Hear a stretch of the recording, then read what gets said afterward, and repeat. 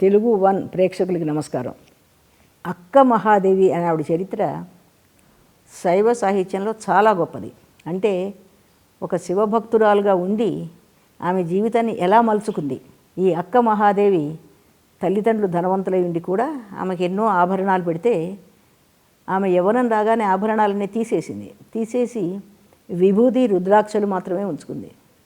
తల్లిదండ్రులు అనుకునేవాట ఈ పిల్లకి మంచి వరుణ్ణి చూసి వివాహం చేయాలి అని. కానీ ఆమె ఏం చెప్పేదంటే, మీరు నాకు ఎట్టి పరిస్థితుల్లోనూ వివాహం చేయలేరు, నా భర్త చెన్న మల్లికార్జునుడు అంటే శివుడు. తల్లిదండ్రులకు అర్థం కాలేదు ఎందుకు ఈ పిల్ల ఇలా మాట్లాడుతోందో అని. సరే అంటే అందులేని సంబంధాలు వాళ్ళు వెతుకుతూనే ఉన్నారు. ఈమె అనుక్షణము శైవ దీక్షలోనే జీవితం గడుపుతోంది. ఒక రోజున ఆ రాజ్యంలో ఒక రాజు ఊరేగింపుగా వెళుతూ మేడ మీద ఉన్నటువంటి ఈ అక్క మహాదేవిని చూశాడు. ఆమె సౌందర్యం అతనికి చాలా విస్తుగొలిపింది. ఇంత సౌందర్యవతి తన రాజ్యంలో ఉందా, తనకు ఆ సంగతే తెలియలేదేమిటి అనుకుని వెంటనే ఇంటికి వెళ్ళగానే, తన రాజభవనానికి వెళ్ళగానే ఏమనిపించిందంటే, ఈ అమ్మాయిని ఎట్లాగైనా తను వరించాలి, వివాహం చేసుకోవాలి అని. ఆ ఆలోచన రాగానే రాజుకి అనుగ్రహం ఎంతలో కలుగుతుంది. వెంటనే తన పురోహితుల్ని కొందరిని ఈ అక్క మహాదేవి తల్లిదండ్రుల దగ్గరికి పంపించాడు. తల్లిదండ్రులు చాలా ఆనందించారు. రాజుగారు తమ కుమార్తెను వివాహం చేసుకుంటూ ఉంటే అంతకన్నా భాగ్యం ఉందా, తమ కూతురు రేపు రాణి అవుతుంది ఈ రాజ్యానికి అని చాలా ఆనందించారు. కానీ ఈ అక్క మహాదేవి చెప్పింది, ఇలాంటి వివాహం నేను చేసుకోను, నాకు వివాహం అయినట్టే, నా భర్త చెన్న మల్లికార్జునుడే అని. తల్లిదండ్రులకు ఏం చేయాలో తోసలే. అదే మాట పురోహితుడికి చెప్పారు. ఆ పురోహితుడు వెళ్ళి రాజుకి చెప్పాడు. ఇంతకీ ఆ రాజు ఎవడు? జైన మతస్థుడు. అయితే ఆ రాజు అనుకున్నట్ట ఇలా కాదు అని తన మంత్రుల్ని కొందరిని పంపించి మళ్ళీ తల్లిదండ్రులు చెప్పించాడు. అప్పుడు కూడా ఈమె ఒప్పుకోలే. మళ్ళీ రాయబారం పంపించాడు. ఈ మాట పంపించినప్పుడు ఈమె కనుక ఈ వివాహానికి ఒప్పుకోకపోయినట్టయితే ఈమె తల్లిదండ్రులని ఏ విధంగా బాధిస్తానో, ఏ విధంగా సంహరిస్తానో కూడా ఆ పిల్లకి చెప్పండి అన్నాడు. దాంతో తల్లిదండ్రులు భయపడ్డారు. ఈ పిల్ల అనుకుందట, నేను చెన్న మల్లికార్జును సేవిస్తున్నాను, ఆయనే నన్ను రక్షిస్తాడు, నా శీల సంపద ఆయనే కాపాడుతాడు, కానీ ఈ వివాహం వద్దంటే ఈ జైన మతస్థుడైన రాజు నా తల్లిదండ్రులను సంహరిస్తాడు, బాధలు పెడతాడు, చంపుతాడు, నన్ను కన్న తల్లిదండ్రులకి ఇంత వేదన కలిగించడం అవసరమా అని ఏం చేసిన ఉపాయంగా ఆ వచ్చిన వాళ్ళతో, నేను వివాహం చేసుకుంటాను ఈ జైన మతస్థుడైన రాజుని అంది. కౌశికుడు ఆయన పేరు.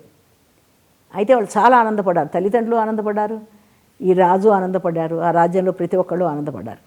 వాళ్ళు చెప్పారట, అమ్మ మా రాజుని వివాహం చేసుకుని మీరు మా రాజ్యంలోకి వచ్చినట్టయితే గొప్ప సంపదలు అనుభవిస్తారు, గొప్ప భోగం అనిపిస్తారు, మా రాజ్యానికి రాణిగా మీరు ఉంటారు, మీరు రావడం మా గొప్ప అదృష్టం, రండి అన్నారు. ఆమె ఒక మాట చెప్పింది, నేను వస్తాను, కానీ ఒక వాగ్దానం చేయాలి మీ రాజు. ఏం వాగ్దానం చేయాలంటే, నా అంగీకారం లేకుండా, నా అనుమతి లేకుండా, నా ఇష్టం లేకుండా ఆ రాజు నన్ను స్పృశించడానికి వీల్లేదు.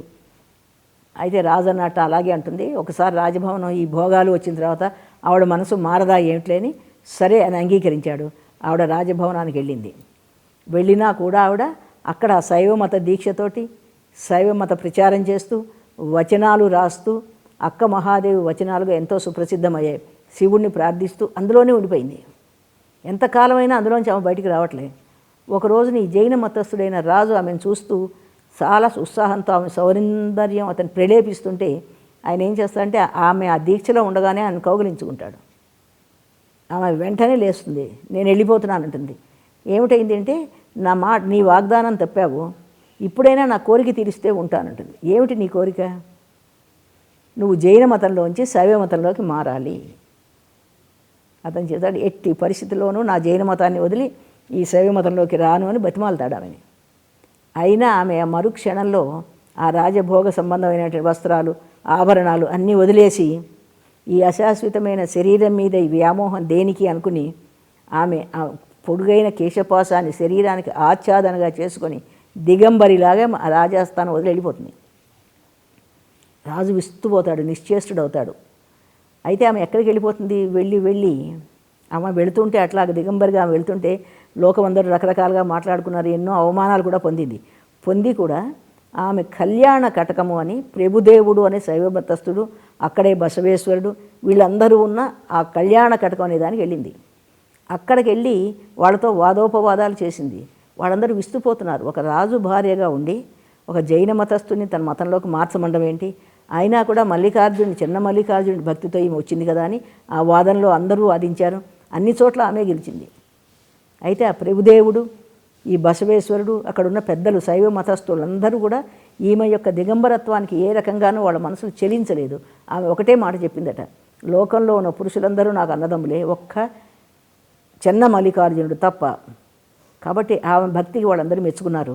అయితే ఈమె ఎక్కడికి వెళ్తావు అంటే ఆమె కోరుకుంది, నేను శ్రీశైలంలోకి వెళ్ళాలి, శ్రీశైల అడవుల్లోకి వెళ్ళాలి, అక్కడ ఆ మల్లికార్జునుని సేవించాలి అని. అప్పుడు ఈ ప్రభుదేవుడు అనేటువంటి శైవ మత రాజు ఆమెని శ్రీశైలం పంపిస్తాడు. ఆ శ్రీశైలంలో ఆ కదళీవనంలో ఉన్న ఒక బిలంలో ఈమె వెళుతుంటే ఆమె కనిపించింది. ఆ బిలంలో నుంచి మల్లికార్జునుడే చెయ్యి పెట్టి ఆమె లాక్కెళ్తున్నాడేమో అనే భావం కలుగుతుంది. ఆ బిలంలో ఎంతో కాలం ఉండామె వచనాలు చెప్పి, అక్క మహాదేవి వచనాలు అని శైవ సాహిత్యంలో ఎంతో ప్రసిద్ధమైనది. అంటే శివుడి గురించి, శివుడి మహత్యం గురించి ఎన్నో రకరకాలుగా ఆమె చెప్పుకుంటూ ఆమె జీవితాన్ని పునీతం చేసుకుని మల్లికార్జునుడే తన భర్త, మల్లికార్జునుడే తన ప్రభువు అని చెన్న మల్లికార్జునులో ఐక్యమైపోయిన అక్క మహాదేవి యొక్క గొప్ప కథ శైవ సాహిత్యంలో మనకు కనిపిస్తుంది. అయితే మనకి ఏమనిపిస్తుంది అంటే ఈ మత మార్పుళ్ళు వీటి అవసరం ఉందా అంటే, ఎవరి మతం వాళ్ళ గొప్పది నిజమే. జైనుడైన ఆ రాజు ఇంత ప్రేమించినా ఆమె మతంలోకి మారలేదు. ఈమె మొదటి నుంచి చెన్న మల్లికార్జునుడే తన భర్త అంది కాబట్టి ఈయన అభిప్రాయం మారలేదు. అయితే శివుడు భక్తురాలు కాబట్టి శివపురాణంలో శైవ కథల్లో శివభక్తిని ప్రతిపాదిస్తారు కాబట్టి అక్క మహాదేవి చరిత్రని ఎంతోమంది ఎంతో గొప్పగా రకరకాలుగా చెప్పుకుంటారు. ఇలాంటి భక్తుల చరిత్రలు చదువుకోవడం మూలాన మానవ జీవితంలో లౌకిక ప్రవృత్తితో పాటు ఏదో ఒక సమయంలో భక్తి మార్గంలోకి ప్రతి ఒక్కళ్ళు మరలాల్సిందే అనే సందేశం కూడా మనకి అప్రయత్నంగా, మనకి ఇష్టం ఉన్నా లేకపోయినా కూడా మనకి ఈ కథలు తెలియజేయడం అనేది జరుగుతుంది.